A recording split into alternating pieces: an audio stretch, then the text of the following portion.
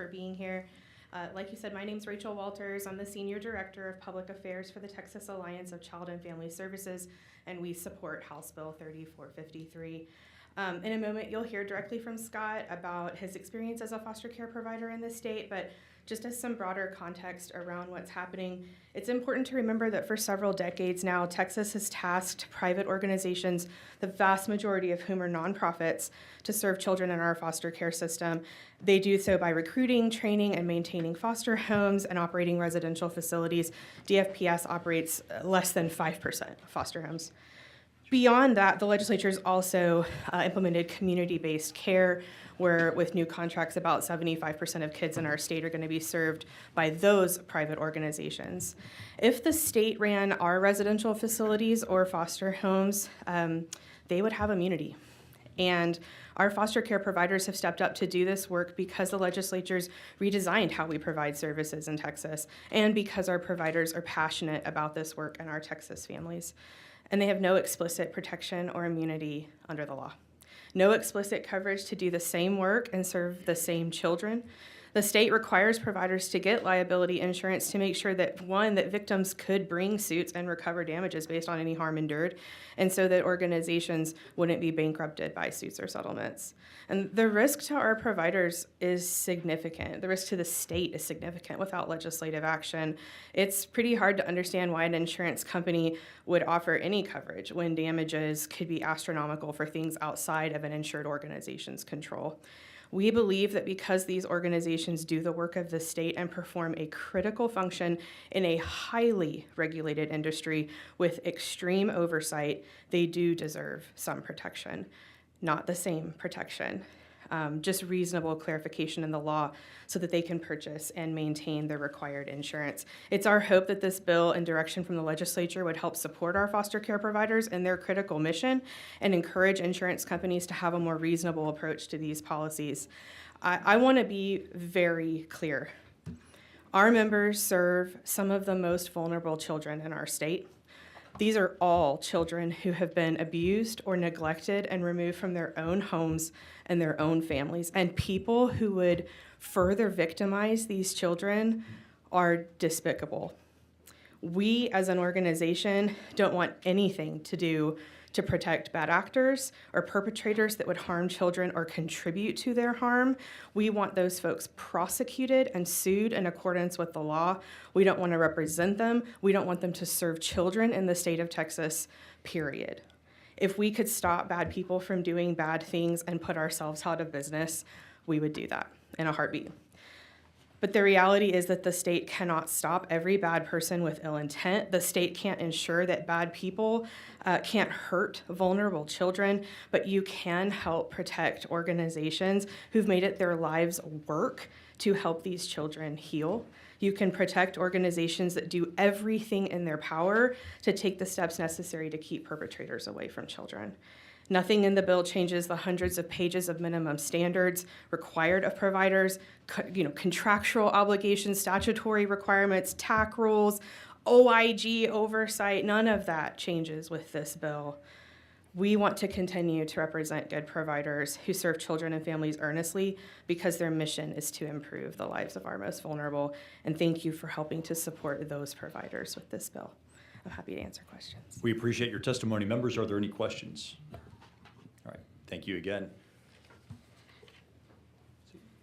Scott Lundy. Okay, Chair calls Scott Lundy. We show you registered to testify as Scott Lundy on behalf of Arrow Child and Family Ministries, as well as the Texas Alliance of Child and Family Services, and that you are testifying for the bill. Is that correct? That is correct. Thank you. Please proceed with your testimony. Thank you, Mr. Chair, and thank you, members of the committee, for hearing this very critical bill. My name is Scott Lundy, and I'm the CEO of Arrow Child and Family Ministries. Arrow is a faith-based nonprofit. We're a large statewide child placing agency in Texas. We've been serving foster children in the state for 33 years. And we also are the SSCC in the 23 counties in East Texas, which means we oversee the child welfare system there in those 23 counties. We serve around 2,500 kids on any given day and support countless bio, kinship, and foster homes, foster families. The problem has come up over the last 3 or 4 years with regards to our ability to access reasonable insurance options for general liability, professional liability, and abuse and molestation. Our policies have moved to claims-made policies versus occurrence-based, which opens us up for some more historical exposure. We have been offered tails in order to help cover some of that historical exposure. We have tried to play with our deductibles to lower costs, so we went from a $5,000 deductible to a $100,000 deductible.